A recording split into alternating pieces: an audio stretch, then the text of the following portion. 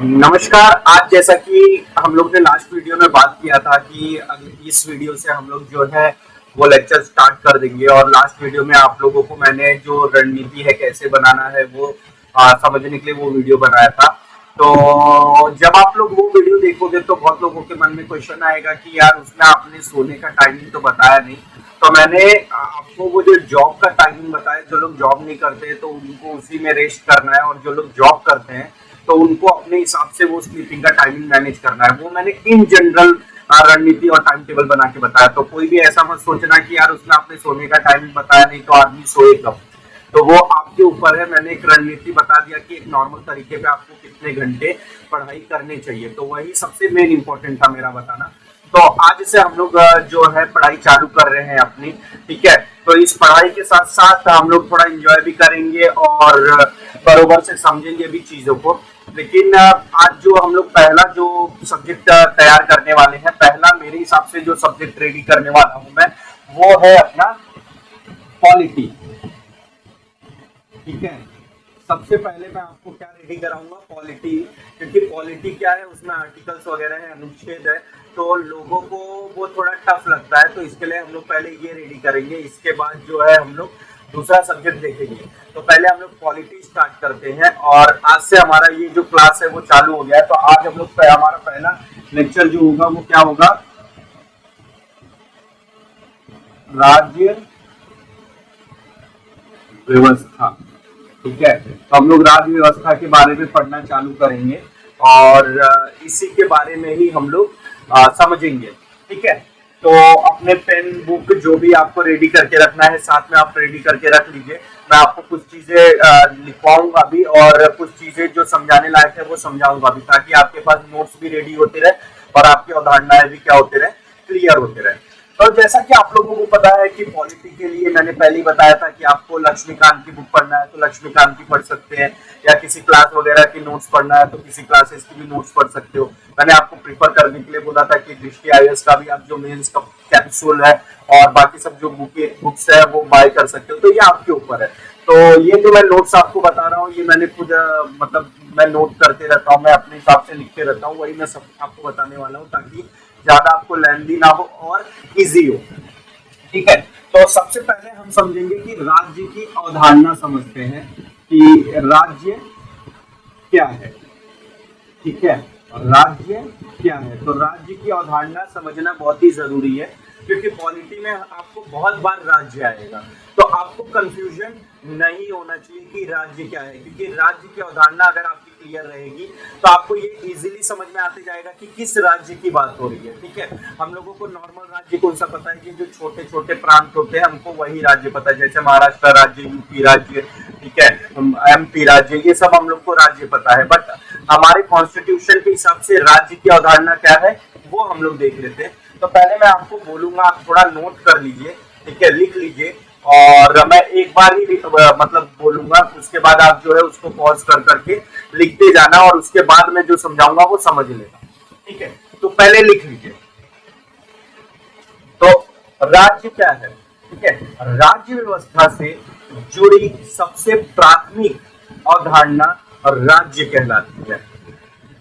राज्य का वास्तविक अर्थ प्रांत से न होकर किसी समाज की राजनीतिक संरचना से होता है। वस्तुतः यह एक अमूर्त अवधारणा है।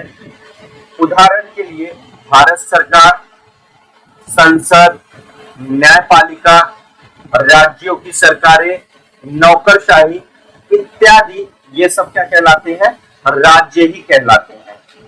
किसी समाज के विकसित होने के लिए एक स्वतंत्र तथा विकसित रूप के साथ साथ उसमें स्थिरता होनी चाहिए।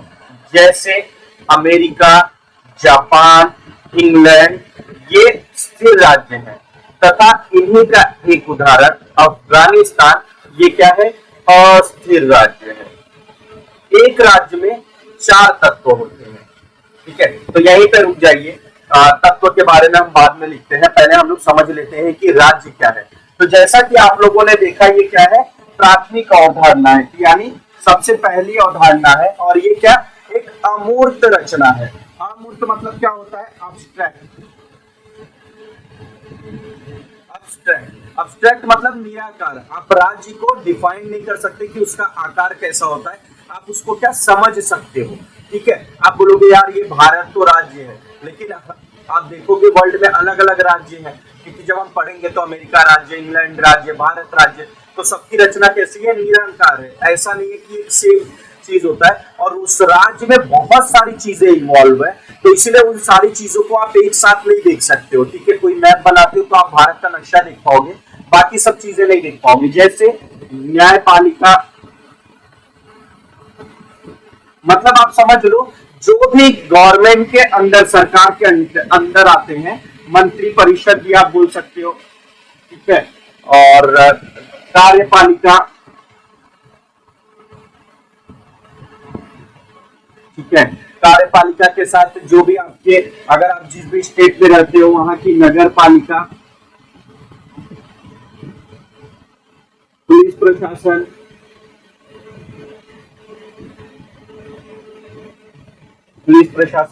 ये सब क्या है? जो भी नौकरशाही है। ठीक है, मतलब जो भी गवर्नमेंट के जॉब पे जो भी विद्यमान है, जो भी आईएएस वगैरह है। ठीक है, फिर इसके बाद जो गवर्नमेंट बैंक्स वगैरह होती है, जितनी भी गवर्नमेंट वित्तीय सेवाएं होती है, सारी गवर्नमेंटल सारी सेवाएं, ये सब क्या होती है?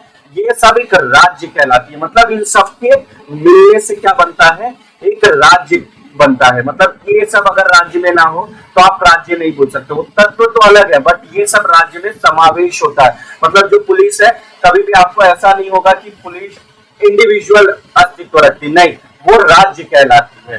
ठीक है, जब आप आगे पढ़ोगे, आप किसी गवर्नमेंट जॉब में सिलेक्ट होगे, तो तब आपको पता चलेगा कि हम, यानी जो आप जिस जॉब व्यवस्था में है, वो राज्य का एक हिस्सा है। ठीक है, अब आप बोलोगे प्राइवेट जॉब वगैरह तो नहीं, वो प्राइवेट जो इंडस्ट्रियल है उनका गवर्नमेंट का उन पे कोई कंट्रोल नहीं होता, तो इसलिए वो राज्य नहीं कहलाती है। बाकी जो भी गवर्नमेंट के अंडर में आती है वो सब एक राज्य की अवधारणा है। तो होप आपको समझ में आ गया होगा कि राज्य क्या है। तो इसीलिए बोला जाता है ये निराकार है, मतलब अब्स्ट्रैक्ट है। ठीक है, मतलब आप इसको देख सकते हो कि यहाँ पे आपको कोई भी चीज क्या बोलते हैं, डिजाइन बना के नहीं समझ में आएगा, ये आपको समझना पड़ेगा कि ये क्या है, एक अमूर्त संरचना है।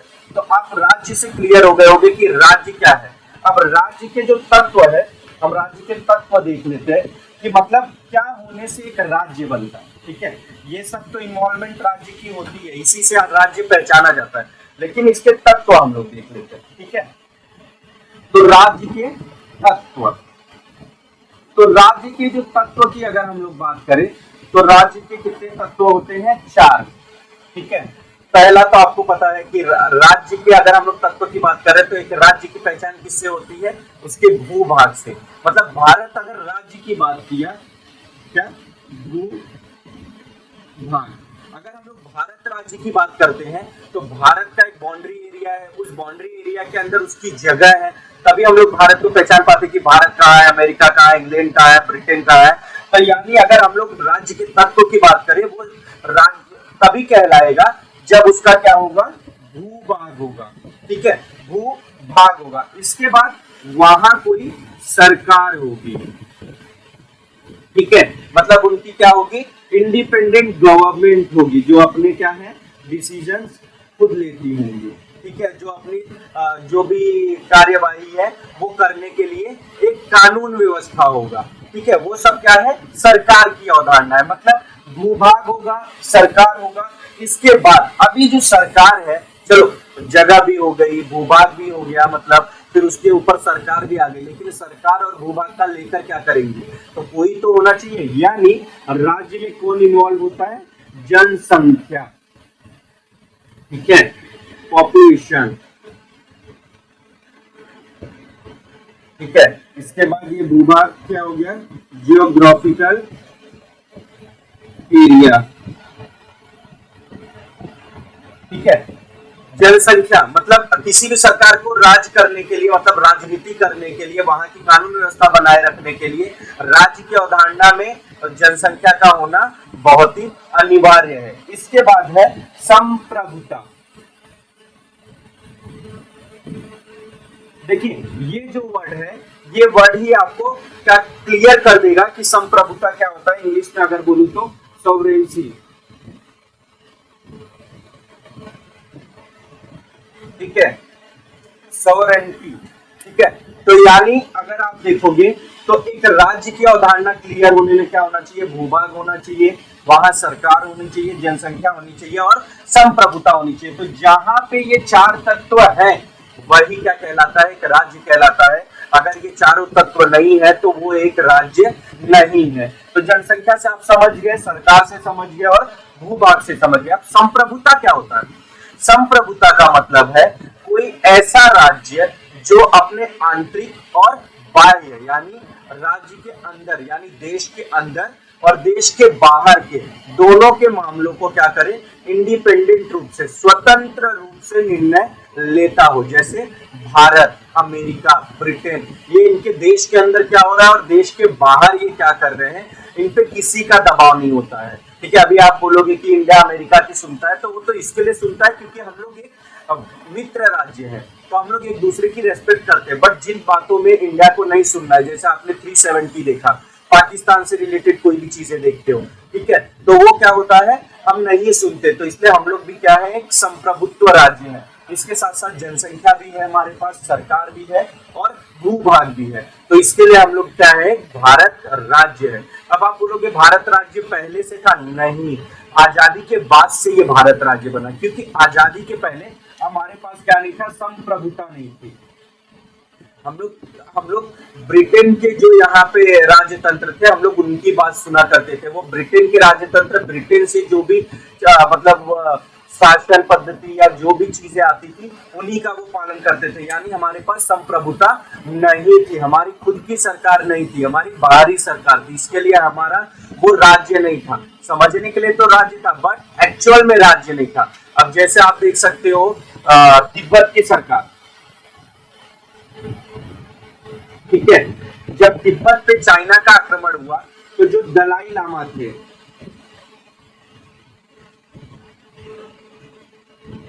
ठीक है, दलाई लामा जो थे वो भारत में आ गए थे और भारत से ही तिब्बत का क्या कर रहे थे, सरकार को चला रहे थे। यानी उनका भूभाग पे कब्जा हो गया था, मतलब ये भी एक राज्य नहीं है।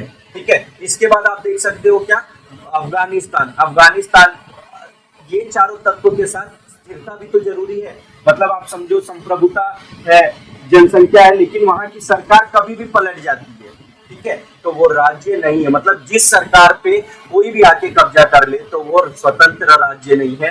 तो इसका मतलब आप समझ सकते हो, आपको बस इतना समझना है कि अगर कभी भी आपसे पूछा जाता है राज्य क्या है, तो आपको नॉर्मल से सिंपल से वर्ड में क्या बताना है, राज्य क्या है, एक अमूर्त संरचना है, ठीक है, जिसमें न्यायपालिका, इसके बाद आपका न्यायपालिका, कार्यपालिका, ठीक है, वित्तीय बैंक जो भी सरकारी है, ये सब इसमें क्या होते हैं, इन्वॉल्व होते हैं। साथ ही साथ राज्य के चार तत्वों का होना जरूरी है, भूभाग, जनसंख्या, इसके बाद आपका सरकार और संप्रभुता।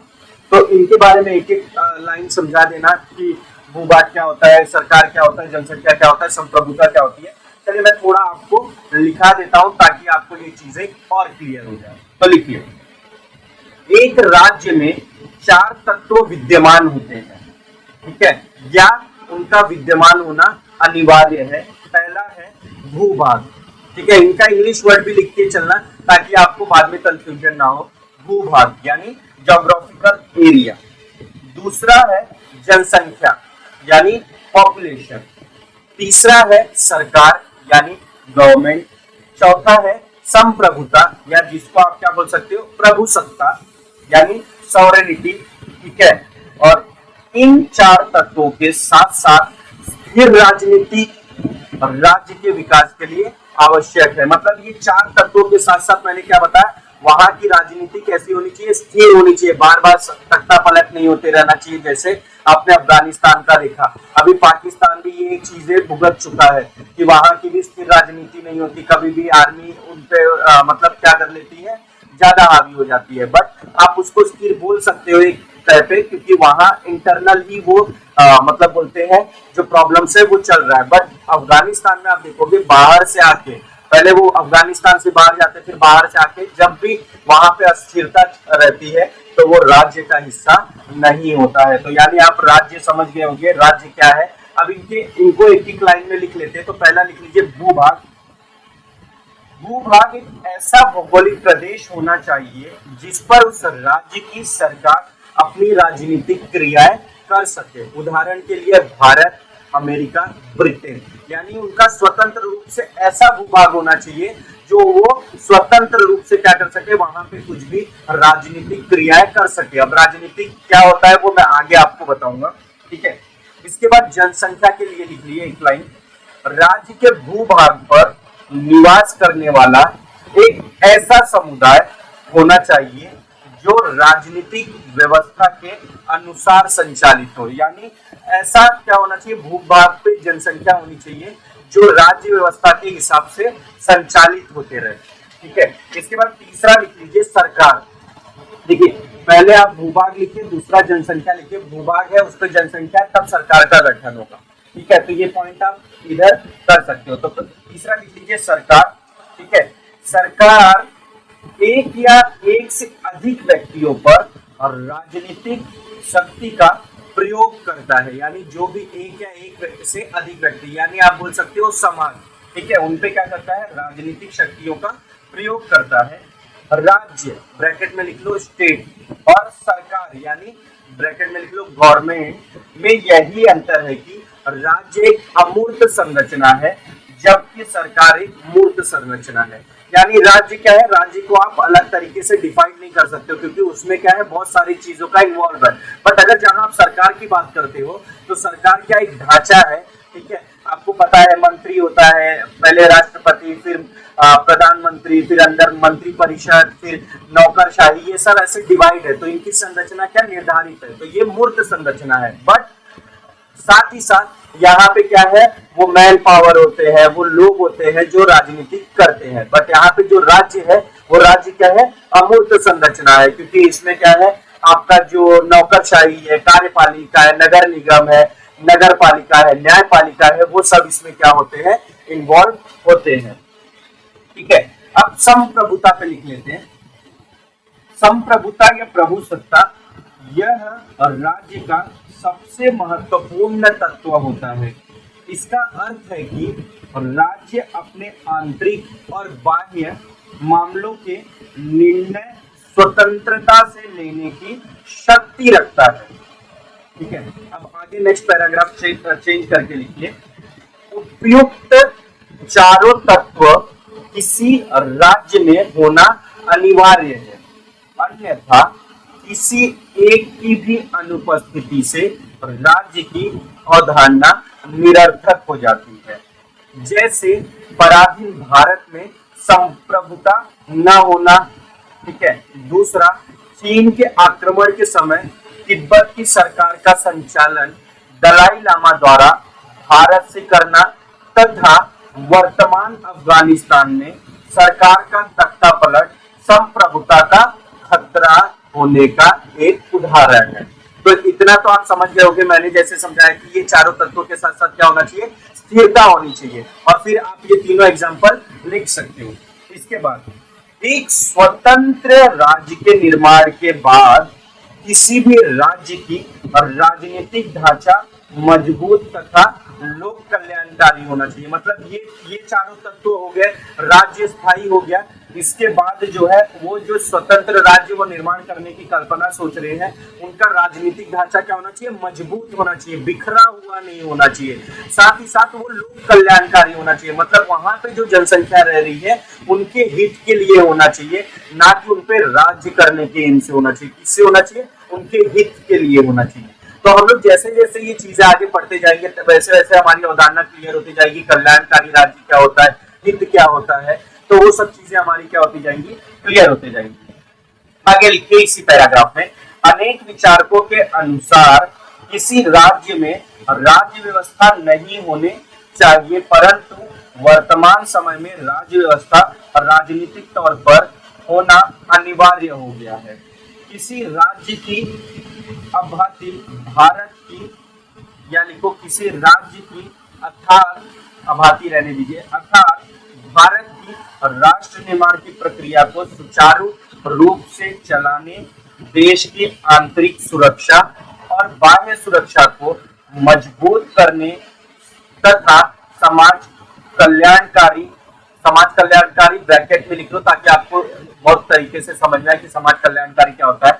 स्वतंत्रता, समानता और न्याय, यानी स्वतंत्रता, समानता और न्याय बनाने तथा सामाजिक परिवर्तनों में मतलब जैसे आप वंचितों का परिवर्तन देखते आ रहे हो, क्या वंचित धीरे धीरे डेवलप कर रहे हैं, स्त्रियां आप देख रहे हो, उसमें गरीब तबका जो है वो डेवलप कर रहा है, अपनी हकों की मांग कर रहा है, के अधिकार शोषण रोकना, ब्रैकेट में लिखना ये, ठीक है, सामाजिक परिवर्तनों, फिर ब्रैकेट वंचितों के अधिकार शोषण और रोकना, ब्रैकेट बंद, वो व्यवस्थित रूप से स्थिर रखने के लिए एक सशक्त तथा राजनीतिक व्यवस्था की जरूरत होती है। यानी कि आपने अभी समझ लिया कि एक राष्ट्र निर्माण के लिए क्या जरूरी है कि उसका जो राजनीतिक ढांचा है वो मजबूत होना चाहिए, साथ ही साथ जो वो प्लानिंग कर रहे हैं, राजनीतिक कर रहे हैं, वो क्या होना चाहिए, लोक कल्याणकारी होनी चाहिए। लोक कल्याणकारी का मतलब क्या है कि उनको राज्य में समानता मिले,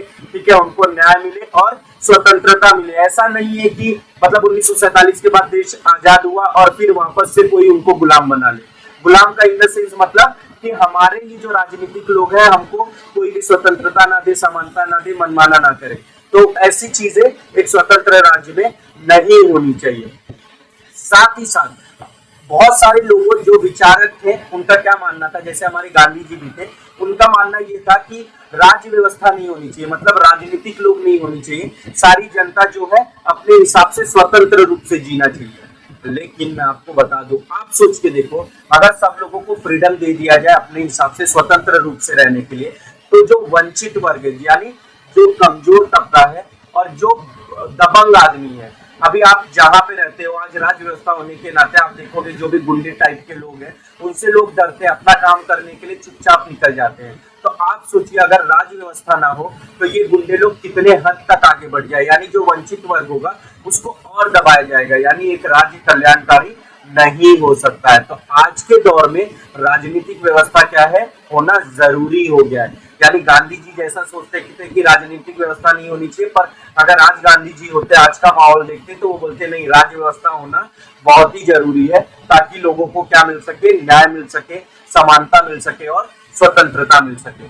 तो इतना आपको समझ में आ गया। अगर समझ में आते जा रहा है तो कमेंट करते जाइए, कोई वर्ड नहीं समझ में आ रहा है फिर भी आप बोलते जाइए ताकि मुझे समझ में आए कि मैं क्या पढ़ा रहा हूँ आपको। देखिए मैंने आपको पढ़ाने से पहले मैंने ये सब चीजें स्वयं लिखा, ऐसा नहीं है कि मैं किसी बुक से पढ़ा रहा हूँ, मैंने स्वयं लिखा, उसको स्टडी किया ताकि मैं आप लोगों को अच्छे से बता सकूं, पढ़ा सकूं, उसको इजी वर्ड्स में लिखा जो आप लोगों को समझ में आए।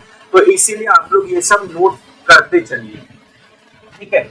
अब आगे देखते हैं। अब समझिए एक राज्य का गठन हो गया, यानी राज्य का गठन के लिए क्या, भूभाग्य हो गया, सरकार हो गया, जनता हो गई, संप्रभुता हो गया। अब इसके बाद हमारा क्या होना चाहिए, अब शासन भी तो होगा। अब शासन देखते हैं क्या होता है, शासन भी करना तो जरूरी है, नहीं तो जहां पे शासन नहीं वहां पे आप समझ सकते हो कि कोई भी अंग बरोबर नहीं है। तो पहले हम लोग देख लेते हैं, ठीक है,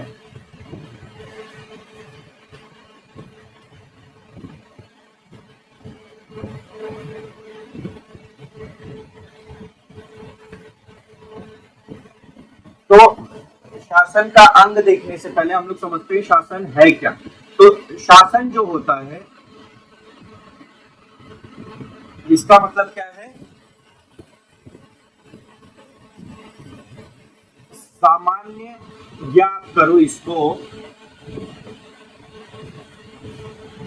सामाजिक लोगों की जीवन व्यवस्था, ठीक है, सामाजिक लोगों का जीवन व्यवस्था, ये क्या हो जाता है, शासन का एक रूप है, यानी शासन से आप समझ सकते हो। लेकिन अगर थ्योरेटिकल बात करें हम लोग तो शासन क्या होता है कि किसी राज्य को चलाने के लिए जो रूल्स एंड रेगुलेशन होते हैं उसे हम लोग क्या बोलते हैं, शासन कहते हैं, बट शासन से अर्थ क्या है कि सामाजिक लोगों का जीवन कैसे संचालित करना है। ठीक है, तो ये समझ में सॉरी ये समझ में आ गया होगा। यानी रूल्स एंड रेगुलेशन की हम लोग बात करें, ठीक है, रूल्स एंड रेगुलेशन की बात करें तो रूल्स एंड रेगुलेशन से आशय क्या है, जैसे हमारी न्यायपालिका,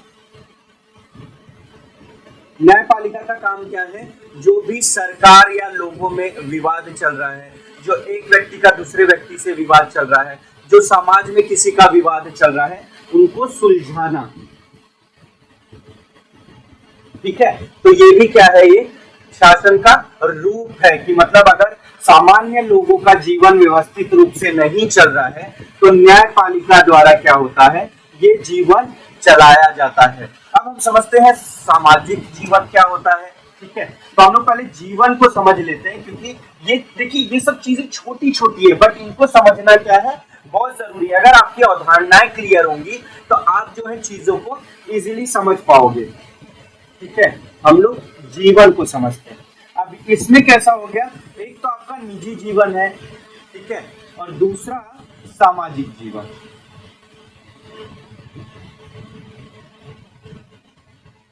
दो ही जीवन होते हैं, एक समाज का जीवन, समाज का जीवन मतलब जहां पे बहुत सारे व्यक्तियों के जीवन को देखा जाता है, और निजी जीवन मतलब जहां पे सिर्फ खुद की, सिर्फ एक व्यक्ति का जीवन की बात हो रही है।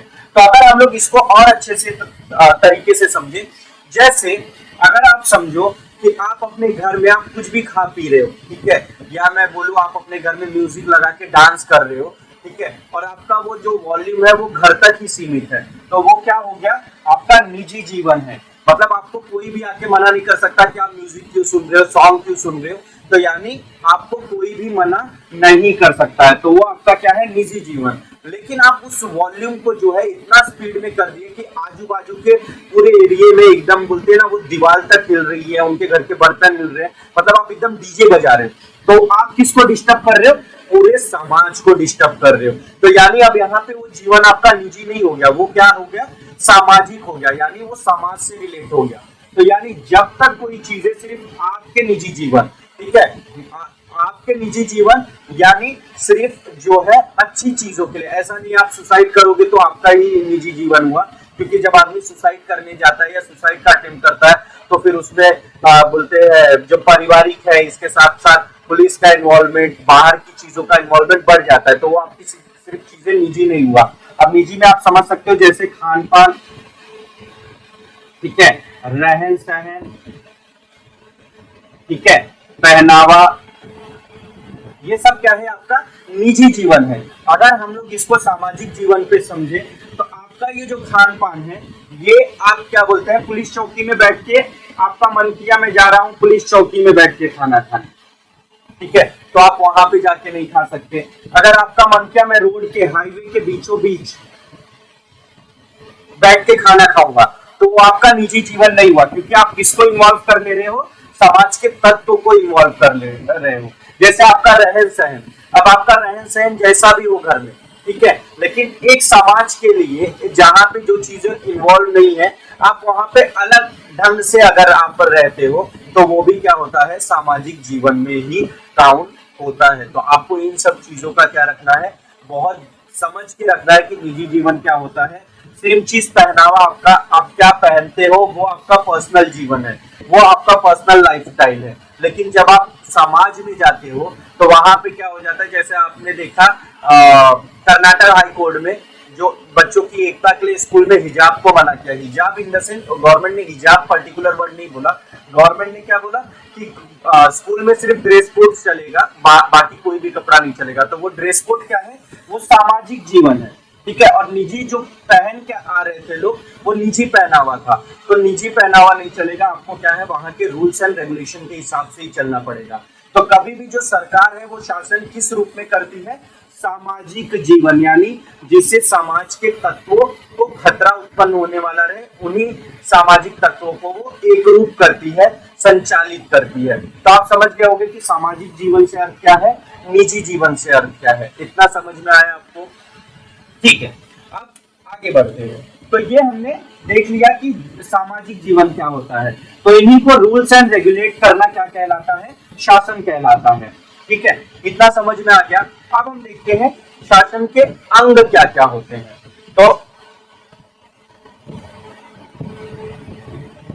तो शासन के अंग देख लेते हैं हम लोग। तो शासन के जो होते हैं 3 अंग होते हैं। ठीक है, आप लोग भी इसको नोट करते चलिए, ये डायग्राम बनाते चलिए। एग्जाम में अगर आपसे पूछ लिया जाए तो आप इजीली क्या कर सको, इसको बना सको। ठीक है, शासन के 3 अंग होते हैं। पहला है विधायिका,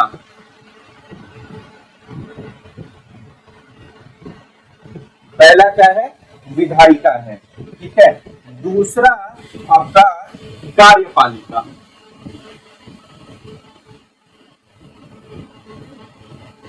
दूसरा क्या है, कार्यपालिका, और तीसरा है न्यायपालिका। ठीक है, इतना समझ में आया। पहला क्या है, विधायिका। ठीक है, विधायिका को हम लोग क्या बोलते हैं, लेजिस्लेचर। इसके बाद कार्यपालिका है, कार्यपालिका आपका एग्जीक्यूटिव, और तीसरा है न्यायपालिका जो कि आपका जुडिशरी। देखिए, हिंदी मीडियम के बच्चों को क्या प्रॉब्लम होता है, वो बहुत सारे टाइम सुने रहते हैं कि हमारा जो शासन का रूप है वो लेजिस्लेचर, एग्जीक्यूटिव और जुडिशरी पे ही डिपेंड है। तो उनको ये कंफ्यूजन हो जाता है कि उसको याद कैसे रखा जाए, कि ये इंग्लिश वाले वर्ड। ठीक है, हिंदी तो चलो याद हो जाएगा, बट आप कभी भी याद रखो जो विधायक होते हैं वो क्या होते हैं, एमएलए। ठीक है, मेंबर ऑफ लेजिस्लेटिव असेंबली, या आप उनको लेजिस्लेचर बोलते हो। तो आप ये देख सकते हो, ये जो विधायिका होती है उसको ही हम लोग क्या बोलते हैं, लेजिस्लेचर। ठीक है, तो लेजिस्लेचर या लेजिस्लेटिव जो भी आप बोलो। फिर इसके बाद एग्जीक्यूटिव, कार्यपालिका, यानी कार्य आप जो कर रहे हो उसको हम लोग क्या बोलते हैं, एग्जीक्यूशन। तो जो पालिका होती है, जो वो संस्था होती है, हम लोग उसको क्या बोलते हैं, एग्जीक्यूटिव। और न्यायपालिका, न्यायपालिका आपकी क्या हो गई, जुडिशरी हो गई, जो आपको न्याय दिलाने का काम करती है। अब इनमें हम देखते हैं इनके काम क्या है। तो विधायिका का काम होता है, ठीक है, मैं रेड पेन से लिखता हूं ताकि आपको क्लियर समझ में। विधायिका का काम क्या होता है, कानून बनाना। ठीक है, ये किसका काम होता है, कानून बनाने का काम विधायिका का होता है। जैसे भारत की संसद, समझ में आपको, कानून बनाने का काम किसका है, विधायिका का है, जैसे भारत की संसद। अब कार्यपालिका में देखिए, कार्यपालिका का काम क्या है, जो ये विधायिका ने कानून बनाया है उनको क्या करना, अमल में लाना, फॉलो कराना। ठीक है, उनको कार्यरत में लाना, वो किसका काम है, कार्यपालिका का काम है। यानी इनका काम क्या है, कानून लागू कराना, यानी कानून लागू कराने वाली संस्था को ही हम लोग, कराने वाली संस्था, उसको हम लोग क्या बोलते हैं, कार्यपालिका। ठीक है, अब कानून लागू कराने वाली संस्था देखा जाए तो आपको ये सब पता होगा, जो भी मंत्रीगण होते हैं, मिनिस्टर। ठीक है, जैसे हेल्थ मिनिस्टर, शिक्षा मंत्री, स्वास्थ्य मंत्री। ठीक है, ये सब क्या है, मंत्रीगण हो गए। इसके साथ साथ क्या कौन होते हैं, सरकारी गण, जिसको हम लोग नौकरशाही भी बोलते हैं।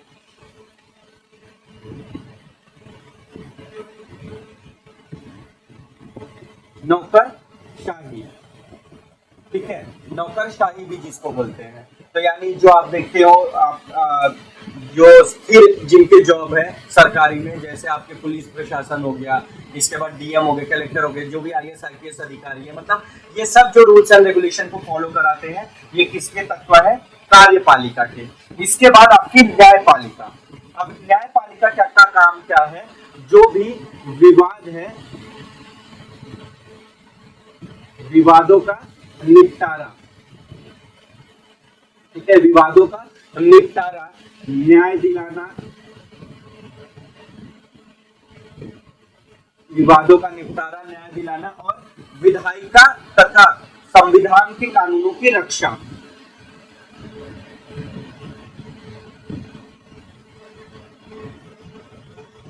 ठीक है, तो यानी कानूनों की क्या रक्षा करना, यानी जो संविधान में कहीं के जो भी कानून है, उन कानूनों के हिसाब से जो गवर्नमेंट है वो काम कर रही है कि नहीं कर रही है। कोई अगर अपील करता है तो उसको रिव्यू करके उस पर डिसीजन लेने का काम कौन करती है? न्यायपालिका। यानी एकता, स्वतंत्रता, न्याय, समानता, जो भी मौलिक अधिकार है उन सबकी रक्षा हो रही है कि नहीं, क्योंकि अभी हम लोग आगे मौलिक अधिकार भी सबसे पहले पढ़ेंगे आर्टिकल्स में, क्योंकि मौलिक अधिकार से ही ज्यादातर क्वेश्चंस आते हैं जो कि आपको समझ के रखना है, उनसे इंटरव्यू में भी रिलेटेड क्वेश्चन पूछे जाते हैं। तो हम लोग इसके बाद मौलिक अधिकार पढ़ेंगे।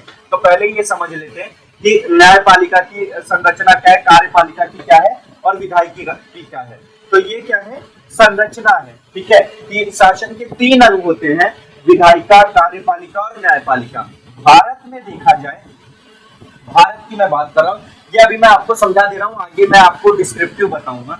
भारत में देखा जाए तो विधायिका और कार्यपालिका, ठीक है, यानी जो संसद है और कार्यपालिका में जो मंत्रीगण होते हैं वो एक ही मेंबर बन सकता है, मतलब एक ही मेंबर हो सकते हैं वो। यहाँ भी जो मतलब अभी आप अगर आप देख लो किसी भी मतलब आप कुछ भी अगर देखते हो, एक मिनिस्टर है, सांसद है, जो भी है वो मंत्री भी वही है, ठीक है।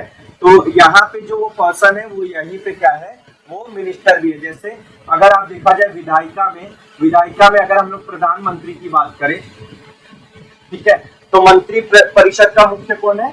प्रधानमंत्री होता है। तो प्रधानमंत्री ही विधायिका यानी कानून बनाने के लिए संसद में भी बैठा है, तो वो एक एज ए सांसद, ठीक है, तो वो अपनी वोटिंग देते हैं, जो भी बिल्स आते हैं उन पर निर्णय के लिए हर सांसद का एक वोट है, ठीक है, तो वो अपनी वोटिंग कर रहे हैं। प्लस जो कार्यपालिका है, ठीक है, कार्यपालिका में वो क्या है?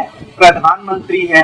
तो यानी आप देख सकते हो यहाँ पे दोनों एक ही व्यक्ति है, परंतु हमारे भारतीय संविधान ने ये न्यायपालिका को इनसे अलग रखा हुआ है, ठीक है। यही सबसे बड़ा बेनिफिट है कि अगर ये जो विधायिका और कार्यपालिका ये दोनों मिलकर अपने ही हित के लिए काम करती है, तो हमारी जो जुडिशरी है वो क्या करती है? वो देखती है कि इनसे मौलिक अधिकारों का हनन तो नहीं हो रहा है, संविधान की रक्षा तो हो रही है, ये रूल्स एंड रेगुलेशन में काम तो नहीं कर रहे। यानी हमारे संसद के पास बहुत पावर है कि वो अमेंडमेंट कर सकती है, बट न्यायपालिका उनको रिव्यू, ठीक है, पुनरावलोकन करके ये चेक करती है कि जो सब चीजें हो रही है वो व्यवस्थित रूप से चल रही है कि नहीं। अगर किसी के साथ अन्याय हो रही है तो वो न्याय दिलाने का काम न्यायपालिका का होता है। तो इतना आपको समझ में आ गया होगा, ठीक है। परंतु अमेरिका में ये चीजें, ये दोनों व्यक्ति अलग अलग होता है, ठीक है, ये भी अलग, ये भी अलग, ये दोनों व्यक्ति अलग अलग होते हैं, ठीक है। ये अलग पार्टी के कभी कभी हो जाते हैं और ये कार्यपालिका अलग पार्टी की हो जाती है, तो कभी कभी वहां पे टकराव हो जाता है। तो ये हम लोग आगे पढ़ेंगे कि मतलब अमेरिका का जो संसद है वो कैसा है और इंडिया का जो संसद है वो कैसा है, मतलब वहां की कार्यपालिका, यहाँ की कार्यपालिका, वहां का राष्ट्रपति जो वहां का अध्यात्मक प्रणाली जो है वो कैसा है और यहाँ का कैसा है। तो ये हम लोग आगे पढ़ेंगे। अभी हम लोग इतना समझ लेते हैं ताकि हमारा एक से एक टॉपिक क्लियर होता जाए, ठीक है। तो ये चार्ट बना लीजिए, चाहिए तो चार्ट के नीचे थोड़ा सा एक लाइन लिख लीजिए, ठीक है। हेडिंग तो आपने शासन के अंग लिख लिया होगा, जो डायग्राम बना लिए होंगे वो वेल एंड गुड है, ठीक है, लिख लीजिए। किसी भी सरकार की राज्य व्यवस्था को चलाने के लिए सरकार के सामने कानून बनाने, कानून चलाने तथा व्यक्ति व सरकार के विवादों को सुलझाने, साथ ही साथ न्याय दिलाने की समस्या महत्वपूर्ण होती है। इन चुनौतियों को सुलझाने के लिए राज्य व्यवस्था में शासन का ढांचा तैयार किया गया है, ठीक है, जो हमने अब इसके नीचे आप लिख सकते हो, ढांचा तैयार किया गया है, जैसे विधायिका, कार्यपालिका और न्यायपालिका। तो मैंने ये समझा दिया है, एक एक लाइन उनके आगे लिख सकते हो कि विधायिका जो कानून बनाने का काम करती है, कार्यपालिका जो कानून को लागू करने का काम करती है, जिसमें मंत्री परिषद और आपके जो नौकरशाही या सरकारी गवर्नमेंट के जो गण होते हैं, जो जॉब करने वाले नौकरशाह होते हैं, वो होते हैं अधिकारी होते हैं, तथा न्यायपालिका को भी आप एक लाइन में लिख सकते हो, जैसा कि मैंने बताया, जो सरकार तथा व्यक्ति और समाज आदि के बीच में विवादों का निपटारा, न्याय दिलाने तथा कानून की रक्षा के लिए कार्य करती है। तो इतना आपको समझ में आ गया, ये शासन के अंग हैं, ठीक है। तो अब ये शासन के अंग के बाद हम लोग इसको एक एक करके समझ लेते हैं, क्योंकि मैं ये आपको बता दिया, मैं चाहता हूं कि मैं जो भी चीजें आपको बता रहा हूं वो आपके माइंड में इस तरह बैठ जाए कि आपसे कोई रात को भी 2-2:30 बजे जब आप एकदम गहरी नींद में कोई उठा के पूछे शासन के अंग क्या है, तो आप फटाफट बोल दो कि लेजिस्लेचर, एग्जीक्यूटर और जुडिशरी, और जो हिंदी मीडियम के बच्चे हैं वो बोलेंगे विधायिका, कार्यपालिका और न्यायपालिका। तो आपको ये एकदम माइंड में बैठ जाना चाहिए कि ये 3 ही शासन के अंग है, इन्हीं के नीचे सब कुछ आते हैं। अब हम लोग देख लेते हैं कि विधायिका क्या होती है। ठीक है, विधायिका तो आपको समझ में आ गया, लेकिन विधायिका होता क्या है ये देख लेते हैं कि विधायिका है क्या। ठीक है, तो विधायिका की हम लोग बात कर लेते हैं। तो विधायिका में शासन के अंग में हम लोग सबसे पहले देखते हैं विधायिका क्या है।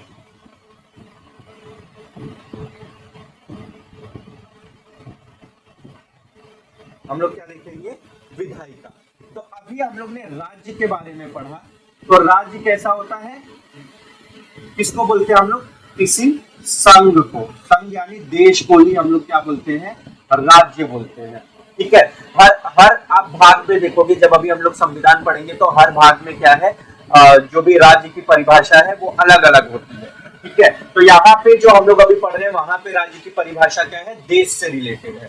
ठीक है, इसके बाद हम लोग दूसरा क्या बोल सकते हैं, अगर आपको चाहिए तो ये संघ के लिए यहाँ पे लिखो, अभी समझने के लिए यहाँ पे आप लिख लो ताकि आपको ये अवधारणाएं क्लियर रहे, देश से है। ठीक है, इसके बाद ये आप प्रांत लिख लीजिए। दूसरी अवधारणा क्या है, प्रांत यानी राज्य, जिसको आप अभी तक जानते थे। ठीक है, ये मैं आपको समझने के लिए बोल रहा हूँ, बाकी जब आप लिखोगे तो प्रांत और संघ लिखिए, तो प्रांत और संघ से आपका जो थोड़ा माइंड है वो क्लियर हो जाएगा। ये मैं समझने के लिए बोल दिया। ठीक है, तो यहाँ पे जो होता है, संघ में क्या होता है, संसद। ठीक है, संघ में क्या होता है, संसद, और प्रांत में क्या होता है, राज्य विधानमंडल। जो राज्य यानी प्रांत से रिलेटेड कानून बनाती है वहां पे क्या होता है, राज्य विधानमंडल होता है, और जो संघ से रिलेटेड कानून बनाते हैं वहां क्या होता है, संघ से रिलेटेड कानून बनाते हैं वहां संसद होता है। अब यहाँ पे संसद के भी 2 प्रकार है। ठीक है, आपने सुना भी होगा कि उच्च सदन और निम्न सदन। ठीक है, निम्न सदन और उच्च सदन। ठीक है, तो हम लोग यहाँ ऐसे नहीं समझेंगे, बस आप समझ के रखिए 2 सदन होते हैं, उच्च सदन और निम्न सदन। तो उच्च सदन को हम लोग क्या बोलते हैं, राज्यसभा। ठीक है, अभी जो लोगों के माइंड में हमेशा कंफ्यूजन रहता था कि ये राज्यसभा क्या होती है, लोकसभा क्या होती है, संसद क्या है, ठीक है, राज्य विधानमंडल क्या है, ये कानून इतना हम लोग तो सुनते हैं, राज्यसभा के इलेक्शन चालू है, लोकसभा के चालू है, तो जो कंफ्यूजन था इससे आपको एकदम क्लियर कट समझ में आ जाएगा। इसके बाद जो है आपका राज्यसभा और लोकसभा। ठीक है, इतना समझ में आ गया, राज्यसभा और लोकसभा। इसके बाद अगर देखा जाए तो आपका विधानमंडल के भी ऐसे ही 2 सदन होते हैं, मतलब 2 सभा होती है यहाँ पे। ठीक है, जिसको बोला जाता है विधान परिषद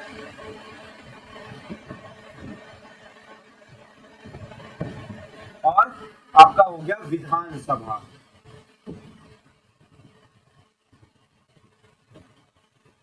मतलब उच्च सभा और निम्न सभा। तो ये यहाँ पे 2 सभा हो गए, और संसद में भी यानी देश के लेवल पे अगर देखा जाए, प्रांत के लेवल और संघ के लेवल पे देखा जाए तो 2 सभाएं राज्य स्तरीय भी होती है और राष्ट्रीय स्तर पे भी 2 सभाएं होती है। पहला कानून यहाँ कानून बनता है, यहाँ पास होता है, और फिर इसके बाद जाता है राष्ट्रपति के पास। ठीक है, तो आपने सुना होगा कि निम्न सदन में पास हो गया, उच्च सदन में पास हो गया, अब राष्ट्रपति के पास गया है, तो यही फॉर्मेलिटीज यहाँ पे होती है। सिमिलरली वहां पे भी वही होती है, यहाँ से यहाँ राज्यपाल भी चेक करता है कानून को। ठीक है, तो आप यहाँ पे भी वही चीजें देख सकते हो कि कानून जो है, जिस तरह राष्ट्रपति जो है देश का, बोलते हैं ना, देश का मुखिया बोला जाता है नाम मात्र के लिए, एक्चुअल में प्रधानमंत्री होता है लेकिन राष्ट्रपति नाम मात्र के लिए, वैसे ही राज्य के लिए कौन होता है, राज्यपाल होता है नाम मात्र के लिए, लेकिन मुख्यमंत्री उसका क्या होता है, पेपर मतलब रियल में एक्चुअल होता है। ठीक है, अब हम लोग यहाँ पे देख लेते हैं राज्यसभा जो है, राज्यसभा में यहाँ अपने भारत में 245 सीट है, ठीक है, 245 सीट है, जिसमें से 233 सीट यानी 233 सीट जो है वो इलेक्टेड होते हैं इलेक्शन के द्वारा, और इसके बाद जो है 12 जो है वो क्या होते हैं, अपॉइंट होते हैं, या आप बोल सकते हो नॉमिनेटेड होते हैं, ठीक है। आपने देखा है कि जैसे सचिन तेंदुलकर को राज्यसभा का मेंबर बना दिया गया, आप आए दिन सुनते हो किसी ना किसी सेलिब्रिटी को जो बड़े लेवल पे किसी खेल उद्योग से वो जो बनाए जाते हैं वो यहीं से अपॉइंट कर लिए जाते हैं, ठीक है, और 233 जो होते हैं वो इलेक्टेड होते हैं। इसके बाद लोकसभा में देखा जाए तो लोकसभा में कितनी टोटल सीटें हैं, 543, जिससे प्रधानमंत्री को चुना जाता है, ठीक है। आपने प्रधानमंत्री चुनाव सुना होगा, लोकसभा चुनाव जो सुना होगा वो इसी में ही इसी के लिए चुना जाता है, ठीक है। तो कितनी सीटें हैं, 543। अब विधान परिषद की बात किया जाए तो विधान परिषद की भी अलग अलग है, लेकिन फिर भी हम लोग देख लेते हैं। विधान परिषद में 100 सीटें हैं, ठीक है, और इसके बाद अगर विधानसभा की बात की जाए तो विधानसभा में 403 सीट, ठीक है, और एक एंग्लो इंडियन,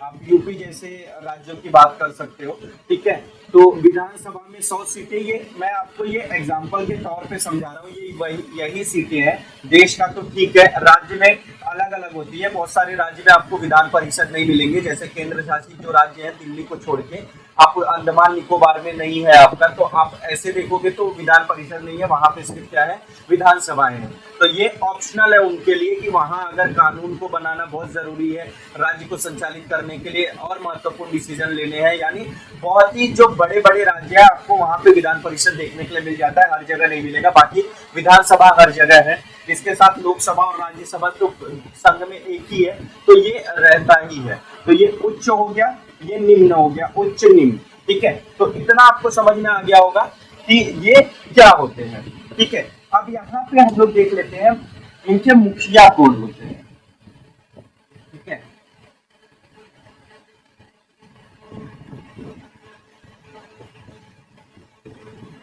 अब जैसे कि मैंने आपको बताया पढ़ाते ही टाइम कि जो ये होता है आपका संघ होता है, ये राष्ट्रपति को आप यहाँ बोल सकते हो, जैसा ब्रिटेन में नाम मात्र का राजा है वैसे राष्ट्रपति भी शासन का मेन अध्यक्ष नाम मात्र के लिए होता है, ठीक है। कार्यकारिणी आप राजा बोल सकते हो, और प्रधानमंत्री जो होता है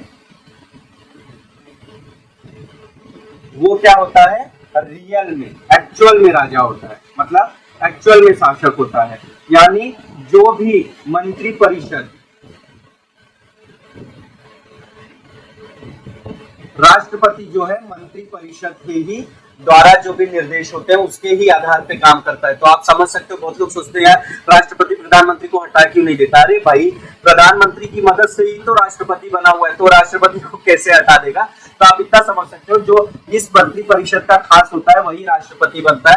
तो राष्ट्रपति सिर्फ नाम मात्र का होता है, जैसे ब्रिटेन में राजा वहां का, अभी आपने देखा कि एलिजाबेथ की डेथ हो गई जो रानी थी वहां की, फिर उनका लड़का, मतलब आप देखोगे पीढ़ी दर पीढ़ी वहां पे एक राजा होता है। जो इंडिया में आप लोकतांत्रिक है तो यहाँ पे पीढ़ी दर कोई नहीं है, यहाँ पे राष्ट्रपति होता है। तो राष्ट्रपति क्या होता है, नाम मात्र का होता है, और प्रधानमंत्री एक्चुअल होता है। तो कभी भी आपसे एग्जाम में अगर पूछा जाए कि राष्ट्रपति जो है नाम मात्र का कार्यपालिका का मतलब आप राज्य करता है या शासन करता है, राष्ट्रपति मतलब भारत में राष्ट्रपति सिर्फ नाम मात्र का ही अस्तित्व है, तो आप उसको यस सही बोल सकते हो, क्योंकि इसका सिर्फ नाम मात्र का ही ये कार्य करता है, ठीक है। बाकी जो भी मंत्री परिषद बोलेंगे, देखिए राष्ट्रपति जो है उसके पास पावर तो बहुत है, लेकिन वो निर्देश किसके फॉलो करता है, मंत्री परिषद के। तो पावर होने के बावजूद भी कुछ नहीं है, ठीक है। इसके बाद क्योंकि आपातकाल लगाना, अगर राष्ट्रपति को लगता है कहीं भी अहिंसक वारदात हो सकती है, वहां की राज्य सरकारें सही से काम नहीं कर रही है, तो वो आपातकाल लगा सकता है राज्यपाल के निवेदन पे। बट कैसा है कि आप देख सकते हो कि राष्ट्रपति ऐसा मनमानी करता नहीं है, क्योंकि उसको डिपेंडेंट किस पे रहना है, मंत्री परिषद पे। तो इसीलिए अगर देखा जाए तो राष्ट्रपति नाम मात्र का है, उसके बाद प्रधानमंत्री, मंत्री परिषद, फिर इसके बाद आपके जो केंद्रीय अधिकारी होते हैं।